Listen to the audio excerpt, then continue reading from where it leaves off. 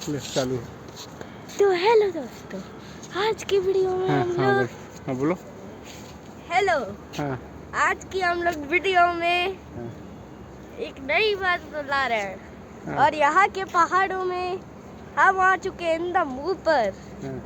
बोलो बोलो और यहाँ मेरे पापा बैठे हैं और मैं यहाँ वीडियो बना रहा हूँ पहली बार। और इस पहाड़ के चट्टानों में इतने 100 सीढ़ियाँ और हैं